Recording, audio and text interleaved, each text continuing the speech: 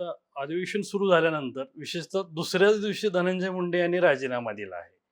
म्हणजे अधिवेशन सुरू झाल्यानंतर दुसऱ्या दिवशी राजीनामा दिला, मात्र तो सभागृहाबाहेर राजीनामा दिला आणि त्याची घोषणा मुख्यमंत्र्यांनी सभागृहाबाहेर केलेली आहे. आणि त्या मुद्द्यावर सभागृहात चर्चा होणे अपेक्षित होतं आणि सभागृहाला मुख्यमंत्र्यांनी माहिती देणेही गरजेचं होतं. मात्र मुख्यमंत्र्यांनी ती माहिती दिलेली नाही.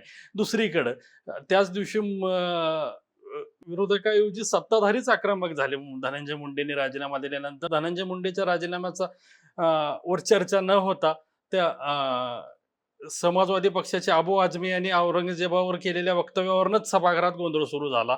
त्यामुळं विशेषतः सत्ताधाऱ्यांनी तर टायमिंग गाठलं किंवा टायमिंग साधलं आपल्याला असं म्हणता येईल. आणि धनंजय मुंडे यांच्यावरती चर्चा न होऊ देताच त्या मुद्द्यावरती त्यांनी अधिवेशन रेटलं.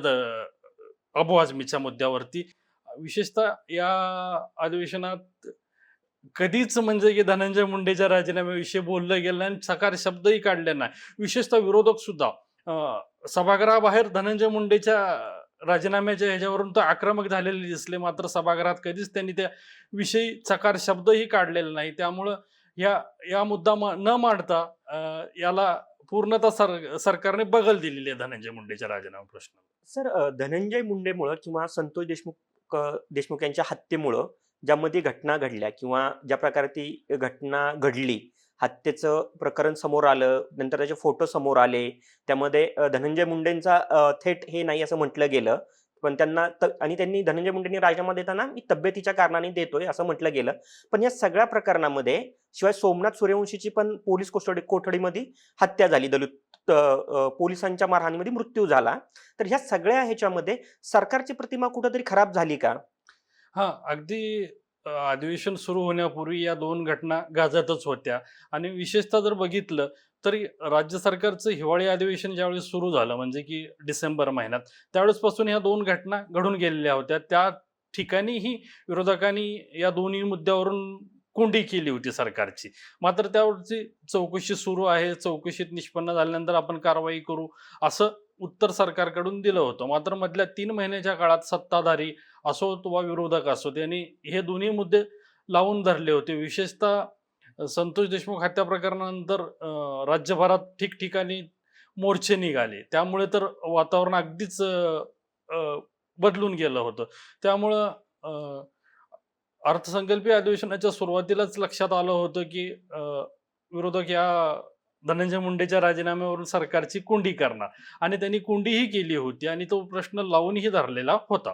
त्यामुळं मला ह्या दोन्ही प्रश्नावरून वाटतं तसं, परंतु विरोधकांनी अर्थसंकल्पीय अधिवेशनात भूमिका घेतलेली नाही. विशेषतः धनंजय मुंडेचा राजीनामा तर दुसऱ्याच दिवशी झाला.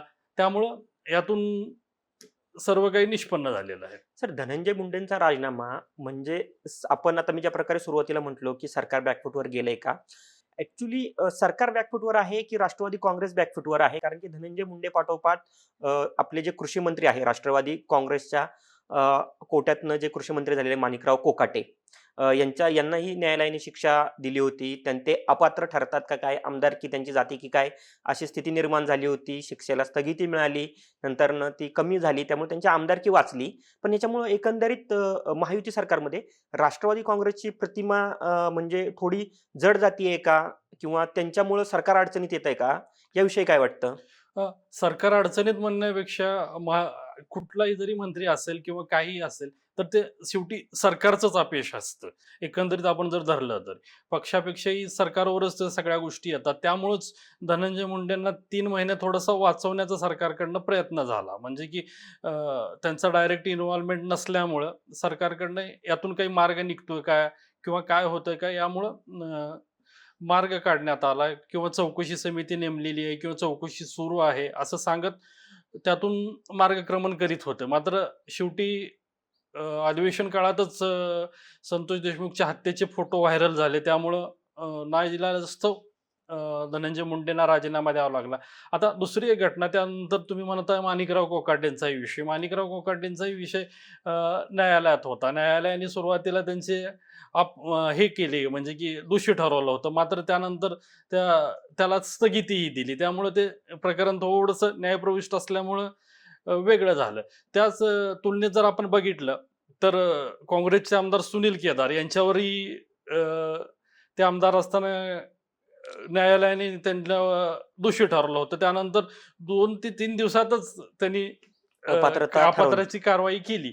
मात्र तीच कारवाई करताना कोकाटेबाबत थोडासा वेळकाढूपणा झाला.